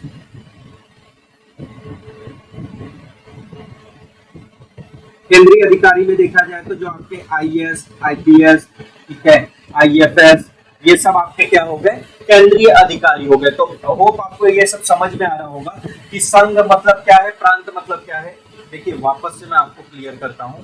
कार्यपालिका की दो प्रकार हैं, एक होता है संघात्मक और एक होता है प्रांतीय। ठीक है, प्रांतीय मतलब जो आप राज्य जिससे समझते हो, जैसे उत्तर प्रदेश, बिहार, महाराष्ट्र। तो मैंने उत्तर प्रदेश का आपको एक एग्जांपल दे रहा हूँ कि जैसे उत्तर प्रदेश राज्य है और भारत राज्य है। ठीक है, भारत राज्य में संसद के 2 सदन हैं। ठीक है, लोकसभा और राज्यसभा, राज्यसभा और लोकसभा। ठीक है, एक निम्न स्तर है लोकसभा निम्न और राज्यसभा उच्च स्तर है। और यहाँ पे देखा जाए तो राज्य विधानमंडल है जिसके क्या है, 2 सभा है, एक राज्य विधान परिषद और एक विधानसभा। इतना समझ में आया आप लोगों को? ठीक है, तो अब इसके बाद हम लोग देख लेते हैं प्रांत का मुखिया कौन होता है। तो यहाँ पे जैसे यहाँ राष्ट्रपति है, यहाँ पे कौन होता है, राज्यपाल। ये भी क्या है, नाम मात्र है। ठीक है, नाम मात्र का होता है, परंतु अगर सेंट्रल में अगर विरोधी पक्ष का कोई सरकार है तो उसके बदौलत राज्यपाल, बोलते हैं ना, बहुत अपने आप को शक्तिशाली फील करता है। बट देखा जाए तो ये भी राष्ट्रपति की तरह ही क्या होता है, नाम मात्र का होता है। ये तो बाद में इसका मुखिया कौन होता है, मुख्यमंत्री। राज्य का मुखिया कौन होता है, मुख्यमंत्री। नाम मात्र का मुखिया राज्यपाल, मेन मुखिया कौन है, मुख्यमंत्री है। इसी को सब लोग सोचते हैं राष्ट्रपति को ही अभी तक लोग समझते थे। जो लोग पढ़े नहीं है उनको लगता है राष्ट्रपति के पास बहुत पावर है, फिर भी राष्ट्रपति क्या है, मंत्री प्रधानमंत्री के इशारे पे काम करता है। तो इसका रीजन सबसे बड़ा ये है क्योंकि उसका गठन भी मंत्री परिषद करता है। तो वो मंत्री परिषद की वजह से बना है, तो किसकी बात सुनेगा, मंत्री परिषद की सुनेगा। तो ये तो आप सोच सकते हो। बट यहाँ पे जो राज्यपाल होता है वो कहाँ से आता है, वो यही मंत्री परिषद के द्वारा, प्रधानमंत्री के द्वारा, राष्ट्रपति के द्वारा, ठीक है, इनके सबकी सहमति से चुनित होके वो वहां पे भेजा जाता है। तो इसके लिए यहाँ पे मुख्यमंत्री और ये लोग नहीं लेकर आते राज्यपाल को। तो इसके लिए बहुत सारे टाइम आपको प्रॉब्लम दिखेगा कि राज्यपाल सेंटर जो बोल रहा है उसी के हिसाब से काम कर रहा है। क्यों? क्योंकि यहाँ पे जो राज्यपाल है वो राष्ट्रपति को रिपोर्टिंग करता है, ना कि ये मुख्यमंत्री को। ठीक है, यहाँ जो राष्ट्रपति है वो मंत्री परिषद के कहने पे चल रहा है, बट यहाँ पे राज्यपाल जो है वो राष्ट्रपति, तो राष्ट्रपति इनडायरेक्ट मतलब मंत्री परिषद और प्रधानमंत्री के कहने पे चल रहा है। तो ये चीजें आपको क्लियर रखना है कि यहाँ पे राज्यपाल क्यों अपने आप को बहुत पावरफुल समझता है। ठीक है, इसके बाद क्या हो गया, मुख्यमंत्री जो कि राज्य का मुखिया होता है। इसके बाद इसके जो मंत्रीगण होते हैं, ठीक है, यानी यहाँ का जो मंत्रिमंडल होता है, ठीक है, वो। और इसके बाद अगर आप देखोगे यहाँ जैसे केंद्रीय अधिकारी आते हैं तो यहाँ पे राज्य स्तरीय अधिकारी। तो राज्य स्तरीय अधिकारी में आप देखते हो पीसीएस, तहसीलदार वगैरह जो होते हैं, ठीक है, ये सब क्या होते हैं, आपके राज्य स्तरीय अधिकारी आते हैं। जो आपके पुलिस होते हैं, राज्य स्तरीय पुलिस, ठीक है, राज्य पुलिस, तो ये सब क्या होते हैं, आपके प्रांत के अंदर आते हैं। तो आपको इतना समझ में आ रहा है तो प्लीज कमेंट करते जाओ, ताकि मुझे भी पता चले यार कि मैं जो आप लोगों को पढ़ा रहा हूँ वो आप लोगों को समझ में आ रहा है। क्योंकि ये सब चीजें क्लियर होना आपका जरूरी है, तभी आपको आगे चीजें समझ में आएंगी। अगर अभी नहीं समझ में आ रहा है तो आगे आपको ये सब चीजें क्लियर नहीं होंगी। तो इसीलिए आपको ये क्या करना है, समझ के लेना है। तो विधायिका समझ में आ गया कि विधायिका क्या होती है। अब विधायिका के बाद हम लोग देख लेते हैं कार्यपालिका।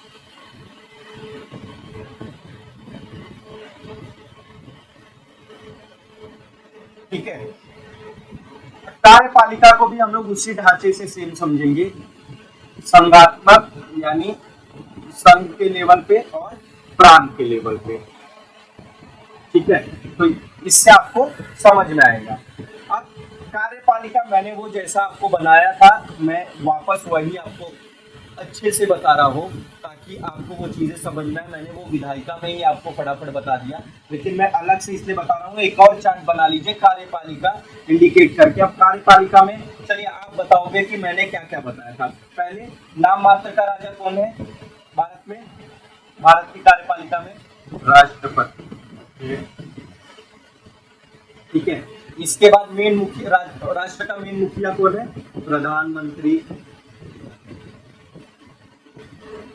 ठीक है, तो मतलब आपको ये समझ में आ रहा है। और ये प्रधानमंत्री का मतलब प्रधानमंत्री किसके बहुमत से बनता है? मंत्रिपरिषद। मंत्रिपरिषद जिसको चाहता है वही प्रधानमंत्री बनता है। अभी आप बोलोगे मोदी जी, तो मोदी जी खुद ही बहुत लोगों को मंत्री बनाए हुए हैं। तो मंत्रिपरिषद एक फॉर्मेलिटीज होती है, एक संविधान का ढांचा है जिसके तहत अगर देखा जाए तो प्रधानमंत्री बनता है, वही सेम चीज आपका राष्ट्रपति भी बनता है। इसके बाद आपका केंद्रीय अधिकारी। ठीक है, केंद्रीय अधिकारी में मैंने पहले ही आपको बता दिया कि आपका जो IAS, IPS, ठीक है, IFS, ये सब आपके क्या हो गए? ग्रुप ए वाले देखते हो बहुत सारे, जो A, B में राष्ट्रीय लेवल पे जो नौकरियां हैं, यानी केंद्र सरकार के अधीन, वो सब आते हैं। ठीक है, तो ये क्या हो गया आपका? ये कार्यपालिका का ढांचा हो गया किसमें? संघ में, मतलब देश के लेवल पे। प्रांत के लेवल पे ही आपको मैंने बताया था राज्यपाल। ठीक है, लेकिन राज्यपाल मुख्यमंत्री द्वारा नहीं चुना जाता है। राज्यपाल को कहां से आता है? ये भारत सरकार के द्वारा। ठीक है, तो इसीलिए वो फ्री फील करता है, फ्रीडम की लाइफ जीता है। ठीक है, किसी भी काम में मुख्यमंत्री के कहीं कहीं कभी आप देखोगे, जैसे महाराष्ट्र में चला, बहुत अड़चने पैदा की राज्यपाल ने।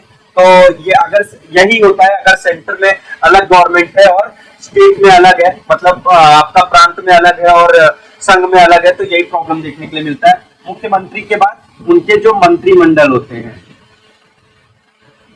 ठीक है, और इसके बाद जो राज्य स्तरीय जॉब है, जैसे TCS, ठीक है, इसके बाद आपके तहसीलदार वगैरह हो गया, मतलब जो जिनका निर्वाचन, मतलब जिनका जो जॉब वैकेंसीज आप जो है राज्य स्तरीय, जिनका पेमेंट वगैरह सब राज्य भुगतान वगैरह करता है, वो सब राज्य स्तरीय में आता है। और जहां पे केंद्र करती है वो केंद्र स्तरीय, जो ऑल इंडिया आप कहीं भी आपकी पोस्टिंग हो जाती है, कुछ भी हो जाती है। ठीक है, तो आपको समझ में आ गया होगा प्रांत के लेवल पे और संघ के लेवल पे। बस आपको एक ही चीज क्लियर रखना है कि राष्ट्रपति नाम मात्र का, ठीक है, और ये मंत्री परिषद की परामर्श पे बनता है, तो इसलिए सब कुछ मंत्री परिषद जो बोलता है वही करता है राष्ट्रपति। ठीक है, राष्ट्रपति मनमानी नहीं कर पाता है क्योंकि मंत्री परिषद का उस पर दबाव रहता है। यहाँ राज्यपाल यहाँ भारत सरकार द्वारा आता है, मतलब भारत सरकार के द्वारा वो बना हुआ है, तो मुख्यमंत्री उस पर कुछ भी आदेश नहीं दे पाता है। यही सबसे बड़ी प्रॉब्लम की बात हो जाती है, इसीलिए राज्यपाल इनके कामों में अड़चने डालते रहता है। समझ में आ गया इतना? ठीक है, चलिए आगे बढ़ते हैं। अब इसके बाद हम लोग देख लेते हैं न्यायपालिका। तो न्यायपालिका में ज्यादा कुछ समझने के लिए नहीं है, क्योंकि न्यायपालिका का आपको पता होगा। ठीक है, मैं जैसे जैसे लिखूंगा तो आप देखिए खुद स्मार्ट बनते जाएंगे। एक यही चीज है जो आपको एकदम, मैं बोलता हूँ 100% गारंटी से आपको सब पता होगा। ठीक है, तो न्यायपालिका के 3 प्रकार हैं। चलिए कमेंट करके बताते जाइए कि आपको क्या क्या पता है, कौन कौन से 3 प्रकार हैं न्यायपालिका के।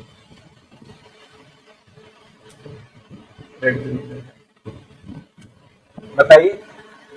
ठीक है, चलिए पहला है जिला न्यायालय।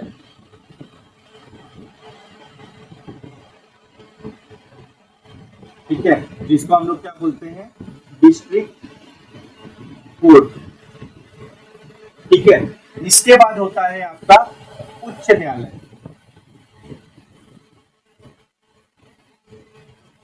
जिसको हम लोग क्या बोलते हैं? High court. ठीक है, जिला न्यायालय, उच्च न्यायालय। इसके बाद हम लोग क्या बोलते हैं? तीसरा जो होता है सर्वोच्च न्यायालय, जिसको हम लोग क्या बोलते हैं? Supreme court. ठीक है, तो मतलब आप समझ सकते हो कि जो हमारी न्यायपालिका है उसका 3 प्रकार है, जिला न्यायालय, उच्च न्यायालय और सर्वोच्च न्यायालय। अगर समझो जिला न्यायालय में उसकी कोई सुनवाई नहीं हुई, उसको आदेश है, जिला न्यायालय से संतुष्ट नहीं है, तो कोई भी व्यक्ति उच्च न्यायालय के पास जाता है। उच्च न्यायालय से संतुष्ट नहीं है तो सर्वोच्च न्यायालय के पास जाता है। आप ये समझो कि सर्वोच्च न्यायालय के भी डिसीजन से अगर वो संतुष्ट नहीं है तो भैया वो कहीं भी नहीं जा सकता है, उसे वही मानना पड़ेगा।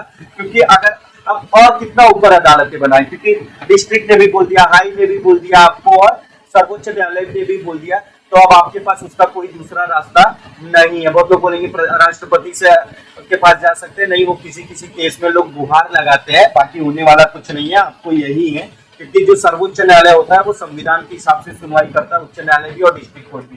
ज्यादातर मामलों में लोग डायरेक्ट उच्च कोर्ट जाते हैं और उसके बाद सर्वोच्च न्यायालय, मतलब हाई कोर्ट से उच्च न्यायालय। ये छोटे मोटे मामलों में, ठीक है, क्या होता है, आपका जिला न्यायालय होता है। लेकिन अगर अब जहां पे देखा जाए मौलिक अधिकारों की जहां पे बात आती है, सिर्फ मौलिक अधिकारों की बात कर रहा हूं, इनका हनन होने पे हम लोग आगे पढ़ेंगे मौलिक अधिकार, तो आदमी सुप्रीम कोर्ट डायरेक्ट जा सकता है सिर्फ इसी केस में, यानी मौलिक अधिकार के केस में। अभी आपको ये लिखना नहीं है, मैं समझने के लिए बता रहा हूँ, अभी बस आप इतना लिख के रखिए कि न्यायपालिका के 3 प्रकार है, ठीक है, जिला न्यायालय, उच्च न्यायालय और सर्वोच्च न्यायालय। आपको बस यही समझ के रखना है। बाकी मैंने ये बताया कि आदमी किस केस में सर्वोच्च न्यायालय के पास जा सकता है, बाकी किसी भी केस में आप डायरेक्ट सर्वोच्च न्यायालय के पास नहीं जा सकते हो, आपको पहले उच्च न्यायालय के पास जाना पड़ेगा। अगर आप वहां से संतुष्ट नहीं हो, उसके बाद ही आप सर्वोच्च न्यायालय में जा सकते हो। तो जितने भी मौलिक अधिकार से रिलेटेड आपको टॉपिक्स आएंगे आगे, आप देखोगे कोई केस डायरेक्ट सुप्रीम कोर्ट में चले गया है, तो आपको उस टाइम आपको समझना है कि वो सुप्रीम कोर्ट में क्यों गया। तो अगर वो मौलिक अधिकार से रिलेटेड है, कहीं से भी दूर दूर से भी रिश्ता रखता है, तो सुप्रीम कोर्ट उस केस को एक्सेप्ट कर लेगा, नहीं तो पहले बोलेगा उच्च न्यायालय में जाओ, फिर उसके बाद उनके जो डिसीजन मान्य होंगे या नहीं होंगे, तभी आप सुप्रीम कोर्ट आ सकते हो। तो इतना समझ में आ गया, चलिए, वेरी गुड। आज देखिए पॉलिटिकल लेक्चर में काफी आपको डिटेल में समझा रहा हूँ, क्योंकि अगर आप शुरुआत से ही सब कुछ समझते जाएंगे तो आपका जो आगे आने वाला टाइम फ्रेम है वो इजीली सब क्या हो जाएगा, आपको सब कुछ समझ में आते जाएगा, ठीक है।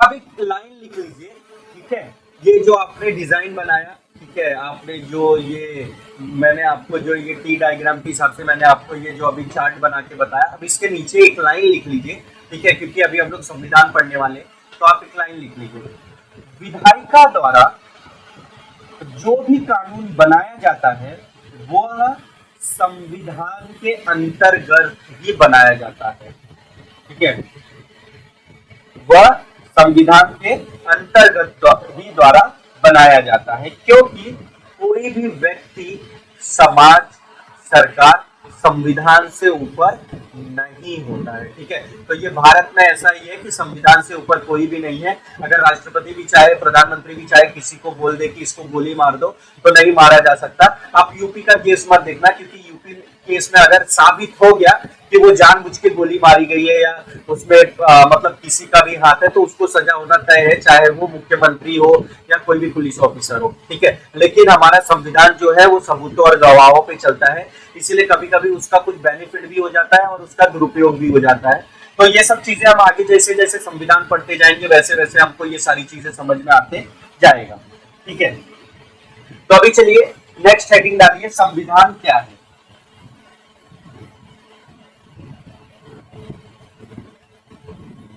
संविधान क्या है, नेक्स्ट हेडिंग आपका होगा संविधान क्या है। तो पहले थोड़ा लिखते हैं, उसके बाद मैं आपको समझाता हूं। तो चलिए लिखते हैं, संविधान उन प्रावधानों का संग्रह है जिससे किसी देश का शासन चलाया जाता है, ठीक है। पहला लाइन लिख लिया आपने, संविधान देश का मौलिक कानून होता है जो उसकी राजनीतिक व्यवस्था को बुनियादी ढांचा प्रदान करती है। शासन के विभिन्न अंगों, विधायिका, कार्यपालिका तथा न्यायपालिका के शक्तियों का उल्लेख, उनके दायित्वों का सीमांकन आदि की व्याख्या करता है। अतः शासन करने वाली किताब को संविधान कहा जा सकता है। शासन का अर्थ है सार्वजनिक लोगों का जीवन, ठीक है, इतना हो गया। तो मैंने पहले ही आपको बताया था शासन का अर्थ क्या होता है, सार्वजनिक लोगों का जीवन, तो वो तो मैंने पहले ही समझा दिया था कि सार्वजनिक लोगों के जीवन से मतलब क्या है। तो जैसे कि अभी आपने देखा क्या कि ये उन प्रावधानों प्रावधानों मतलब वो आर्टिकल, भाग, अनुच्छेदों का संग्रह है जिससे किसी देश का क्या होता है, शासन यानी समाज के लिए जो कानून व्यवस्था बनाई जा रही है वो चलाया जाता है। उसके बाद ये क्या होता है, ये मौलिक कानून है, मतलब ये मेन है, ये फंडामेंटल कानून है, फंडामेंटल लॉ है। ठीक है, मतलब इससे ऊपर ना कोई लॉ है ना इसके बाद कोई लॉ है, मतलब जो संविधान में लिख दिया गया है वो क्या है, फंडामेंटल लॉ है। और उसी के हिसाब से ही जो न्यायपालिका है, जो कार्यपालिका है, ठीक है, और जो विधायिका है वो उन्हीं के ही हिसाब से ही काम करती है। मतलब कोई भी मनमाने ढंग से काम नहीं कर पाता है, उनको संविधान के ही रूप में ही काम करना पड़ता है। और ये संविधान ही जो है इसी में ही कि राष्ट्रपति का मतलब शक्ति कितना होगा, प्रधानमंत्री का शक्ति कितना है, राज्यपाल की शक्ति कितना है, मुख्यमंत्री की शक्ति कितना है, ठीक है, एक गवर्नमेंट ऑफिसर की शक्ति कितना है, ये सब क्या होता है इसमें डिवाइड किया गया है, यानी पृथककरण किया गया है। इसीलिए बोला जाता है भारत का जो संविधान है वो क्या है, सामाजिक जीवन जीने का एक तरीका भी है। क्यों? क्योंकि इससे लोगों को समझ में आता है कि मतलब संविधान ने लोगों की पावर कितनी दी हुई है, जिसके कारण समाज में एकता, स्वतंत्रता, लोकता, समानता बनी रहे। ठीक है, साथ ही साथ इसको क्या कहा जाता है, संविधान देश की मूल विधि है। ठीक है, मूल विधि को आप इंग्लिश में भी लिख लो, ये क्या है, फंडामेंटल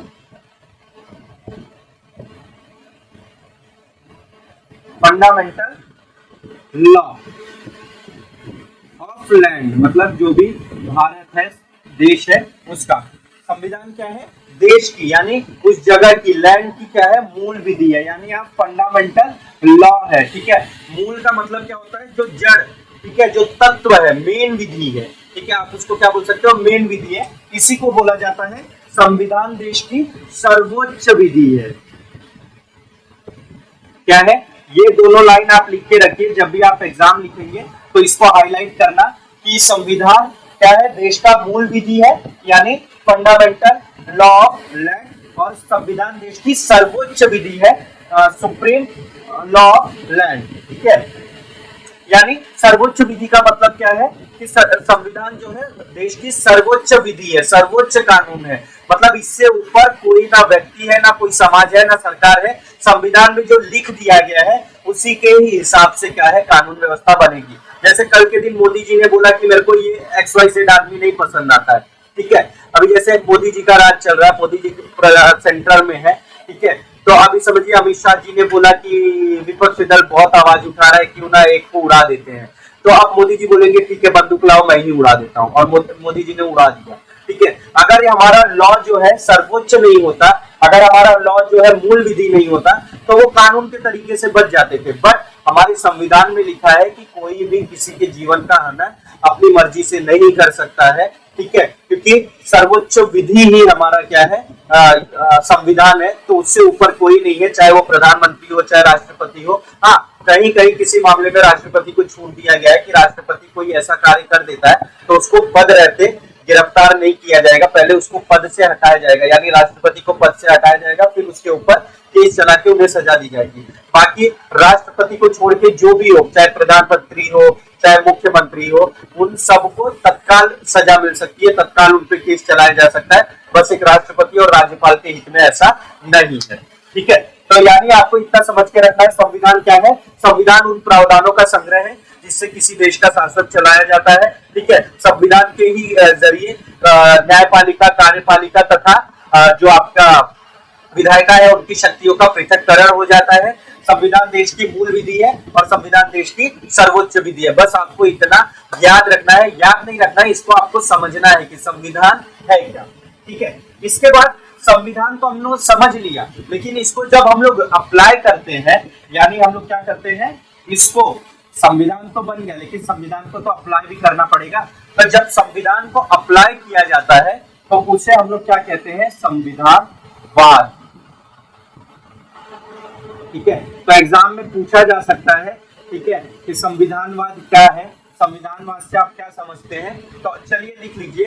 ठीक है, संविधानवाद का अर्थ है विधि का शासन। ठीक है, यानी कि सीमित शासन। यह एक विचारधारा है जिसके अनुसार समस्त शासन संविधान में निहित नियमों तथा कानून के द्वारा चलाया जाता है। कोई भी व्यक्ति, समाज, सरकार संविधान से ऊपर नहीं होता है, बल्कि सभी की शक्तियां संविधान द्वारा निर्धारित होती है, यानी शक्तियों का पृथक्करण होता है। संविधानवाद के कारण शक्तियों का पृथक्करण होता है, जिसके द्वारा न्यायपालिका स्वतंत्र रूप से कार्य करती है और लोकतंत्र कायम रहता है। तो देखिए, संविधानवाद का यही फायदा है। जब संविधान का अर्थ क्या हो गया? संविधानवाद का अर्थ क्या है? सीमित शासन। ठीक है, तो संविधानवाद कभी भी अगर आपको पीटी में पूछा जाए कि संविधानवाद से आप क्या समझते हो, तो आपको लिखना है सीमित शासन, यानी जो भी सरकार है उनकी शक्तियों को क्या कर दिया जाता है? सीमित कर दिया जाता है। मतलब आपको समझ के रखना है, व्यक्ति जो समाज है उसकी स्वतंत्रता से कोई भी मोल भाव नहीं किया जाता है। हाँ, विशेष परिस्थितियों में सीमाएं लगाई गई है, बट नॉर्मल परिस्थितियों में कोई भी मोल भाव नहीं किया जाता है, यानी कोई भी उसमें उनकी जो स्वतंत्रता है उसको सीमित नहीं किया जाता है। परंतु संविधान द्वारा जो सरकार है उसकी शक्तियां क्या कर दी गई है? सीमित कर दी गई है। ठीक है, हम लोग जब आगे पढ़ते जाएंगे तो ये समझ में आते जाएगा। तो अगर पीटी में आपसे पूछा जाता है कि संविधानवाद से आप क्या समझते हो, तो आपको क्या ठीक करना है?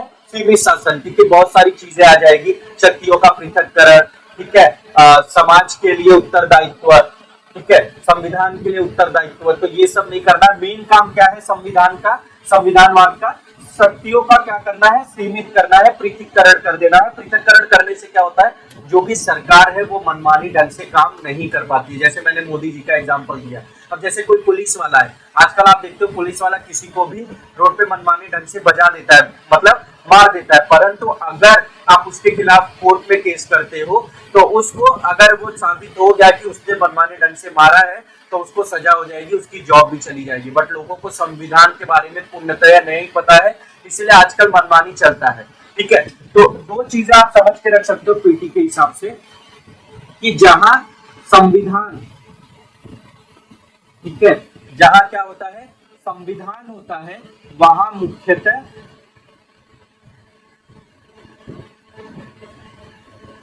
संविधानवाद पाया जाता है। ठीक है, दूसरा ये समझ के रखना है, जहां संविधान नहीं होता वहां, ये मुख्यतः हटा दो, मुख्यतः है तो आप क्लियर हो जाओगे। संविधान नहीं होता वहां संविधानवाद भी नहीं होगा। ये आ चुका है। ठीक है, तो इसका आंसर क्या होगा? पहला सही, दूसरा सही, ए बी सी दोनों गलत। ठीक है, दोनों गलत। डी एक सही, दूसरा गलत। ठीक है, तो अभी आप इसमें से क्या लिखोगे बताइए? अभी देखिए, पीटी में आपको ऐसे ही, विलियम्स में आपको ऐसे ही कंफ्यूज करने वाले क्वेश्चन पूछे जाते हैं कि संविधान, ठीक है, संविधानवाद से, इसको थोड़ा और अच्छे से लिखो तो आपको समझ में आएगा।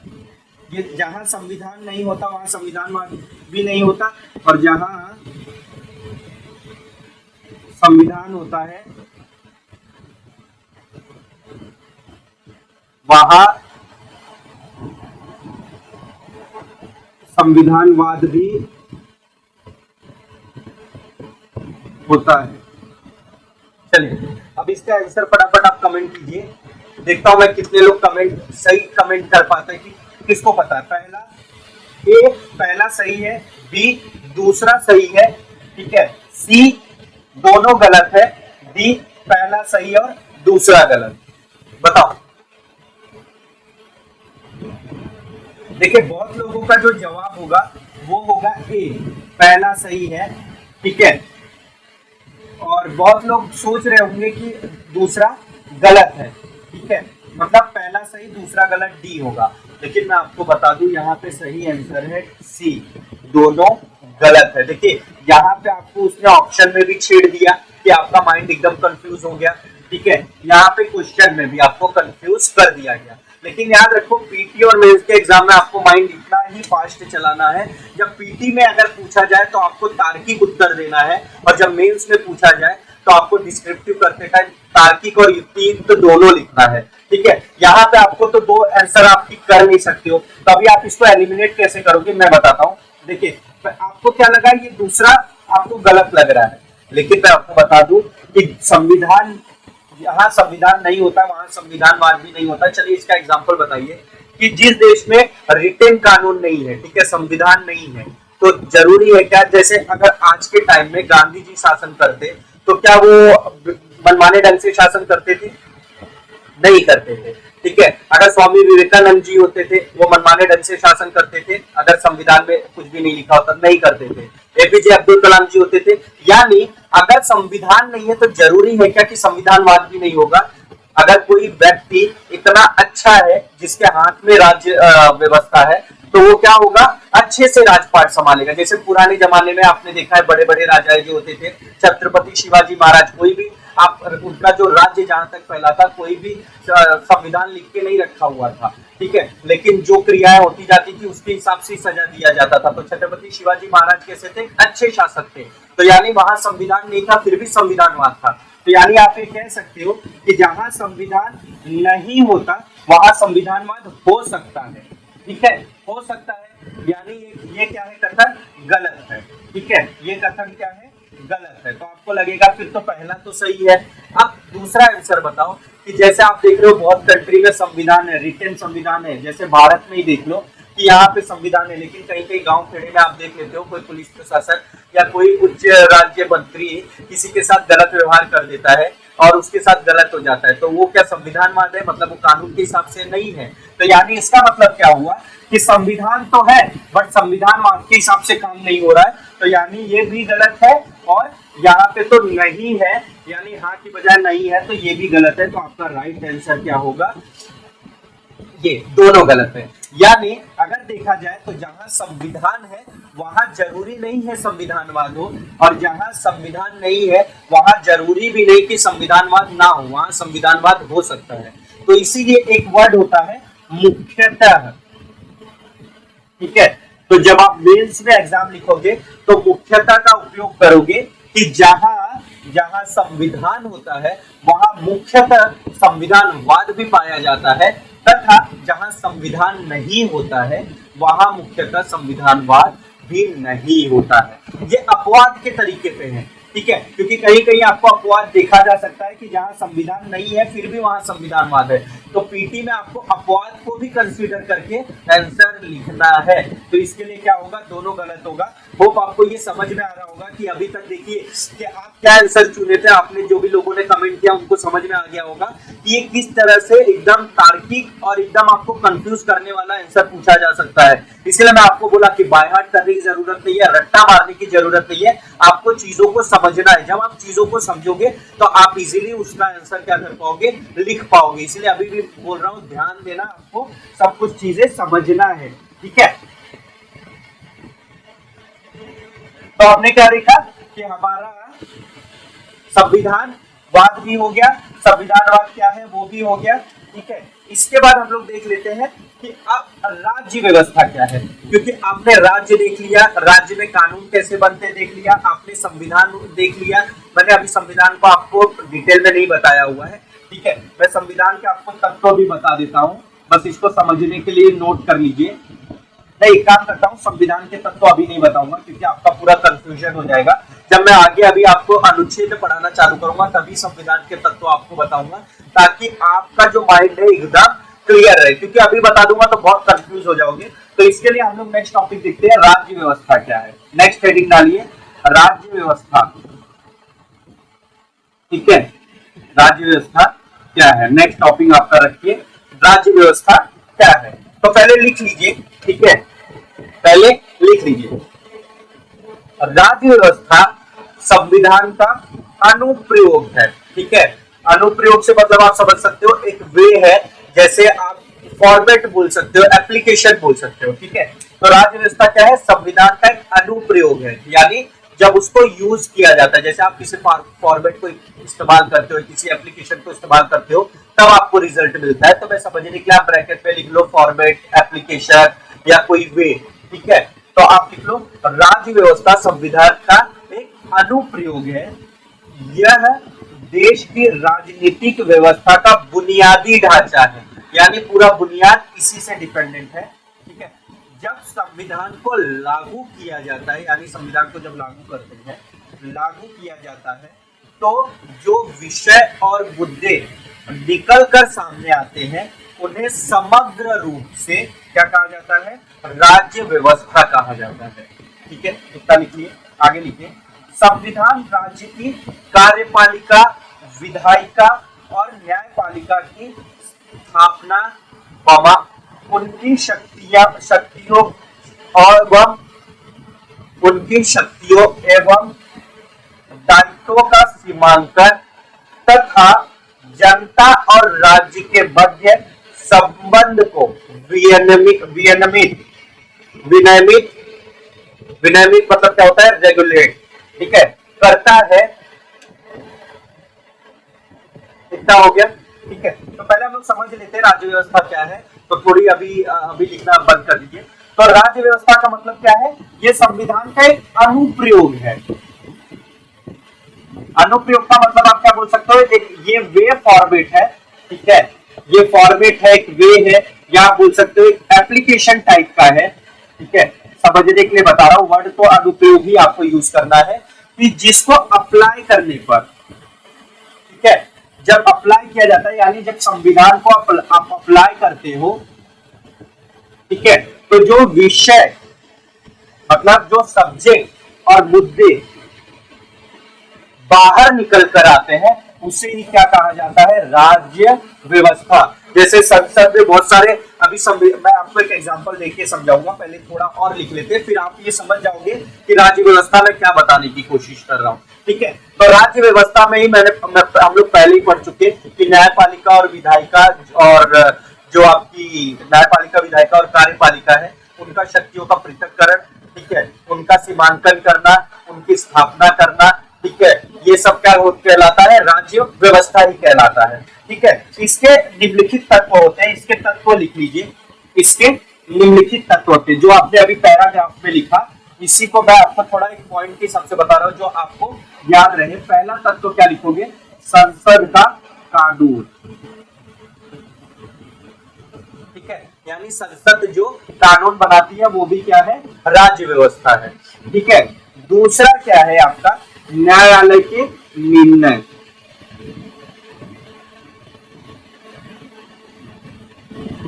यानी न्यायालय जो निर्णय दे रहा है संविधान के ही हिसाब से दे रहा है, तो वो भी एक क्या है, राज्य व्यवस्था है। तीसरा हो गया आपका विभिन्न प्रकार की संस्थाएं।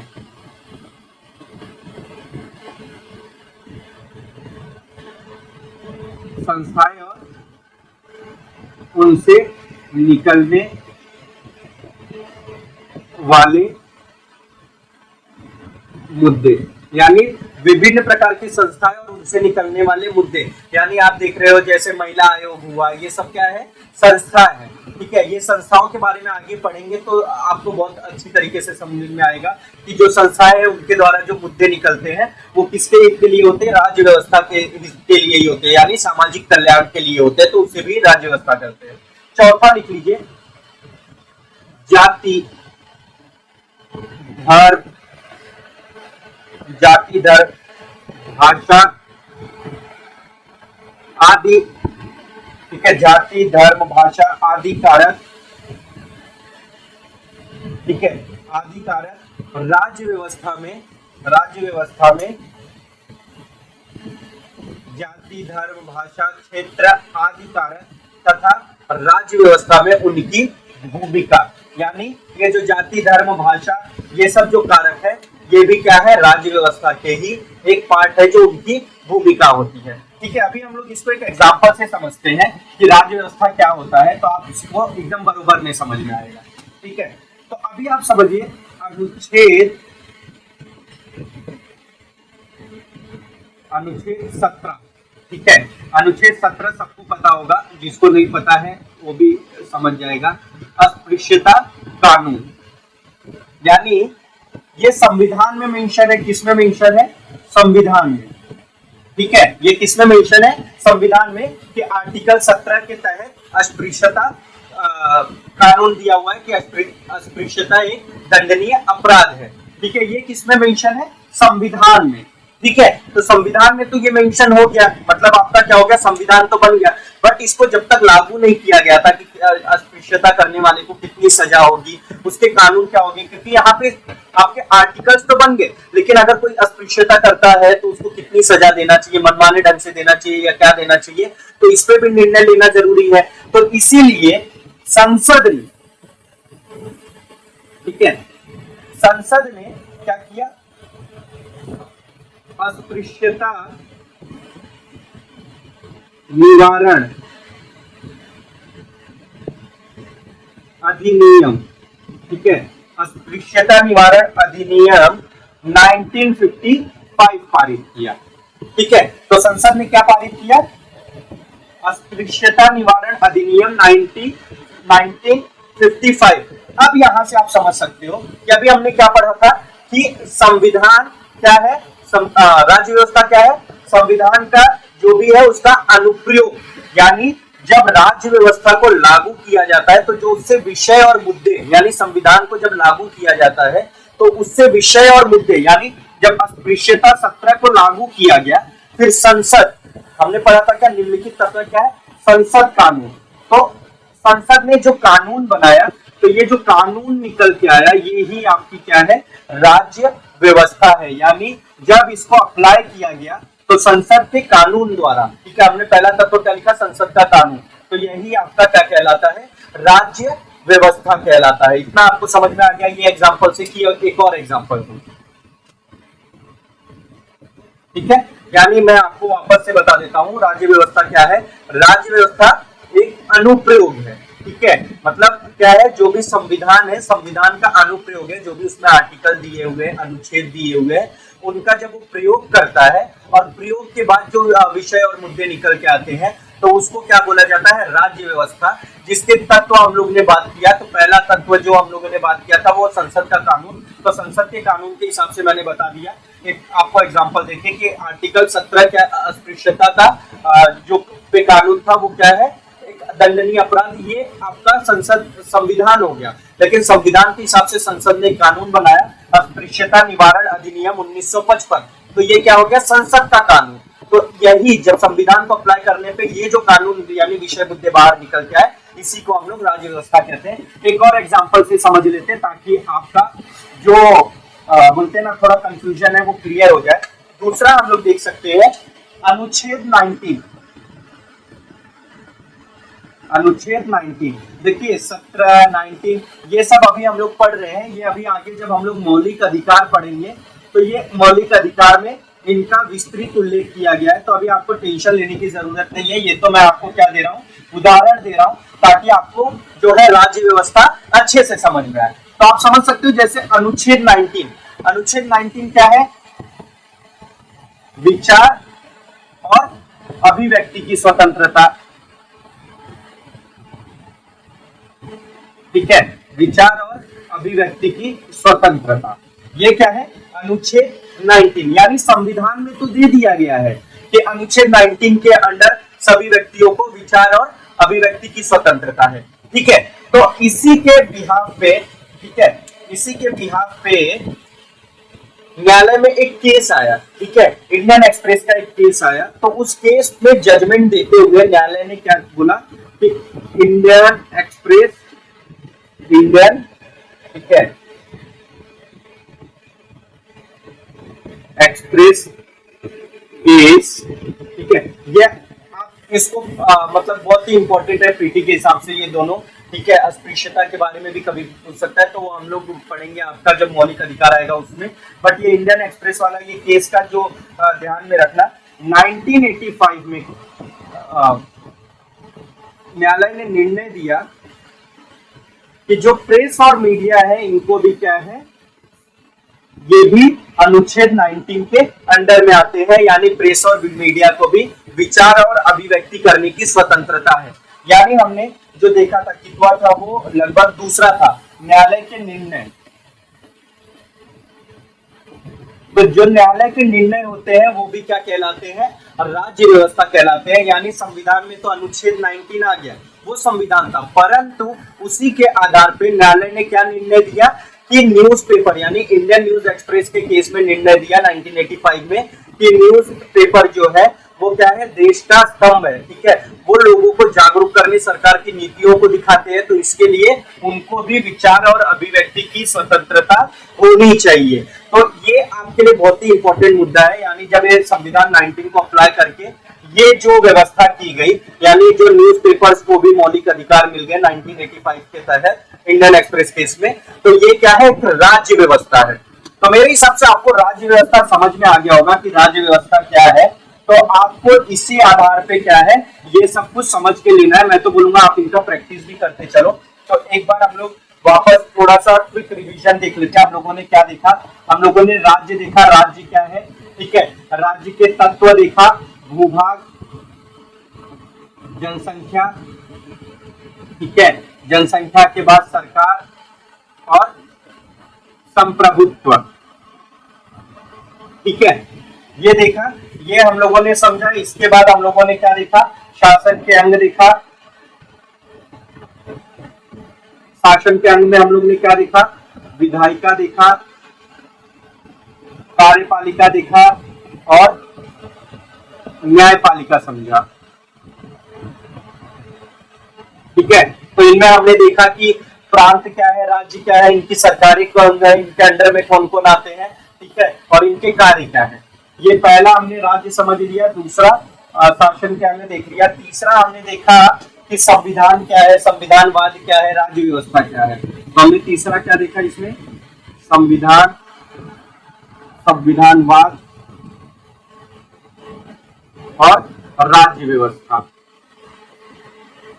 तो हमने ये तीन चीजें पढ़ा कि ये क्या है, और इसके साथ, इसके उदाहरण के साथ भी हम लोगों ने समझा कि अनुच्छेद 17, ठीक है, अस्पृश्यता, और अनुच्छेद 19 उदाहरण के साथ समझा, विचार और अभिव्यक्ति की स्वतंत्रता। तो ये सारी चीजें हम लोगों ने आज के लेक्चर में समझा है। तो मतलब ये चीजें आप लोग एक बार रिवीजन कर लेना। कुछ नहीं समझ में आता है तो आप मुझे कमेंट कर देना। मैंने तो आप लोगों के लिए ये बहुत ही शॉर्ट नोट्स में बहुत अच्छी तरीके से बताया। मैंने आपको सब कुछ लिखा भी दिया है, तो आप उसको पढ़ते रहिए, रिवाइज करते रहिए, ठीक है। बहुत इजी है पॉलिटी, बस आपको समझने की फेर है। जैसे जैसे आप समझते जाओगे सब कुछ क्लियर होते जाएगा। तो मे भी आज का आपको लेक्चर समझ में आया है। अगर समझ में आया होगा तो प्लीज कमेंट करते रहो, कि ताकि मुझे भी पता चलता रहे जो मैं पढ़ा रहा हूँ आप लोगों को कितना समझ में आ रहा है और कितना अच्छे से समझ में आ रहा है, ठीक है। तो मिलते हैं कल इसी टाइम पे अगले लेक्चर में, पॉलिटी के सेकंड लेक्चर में।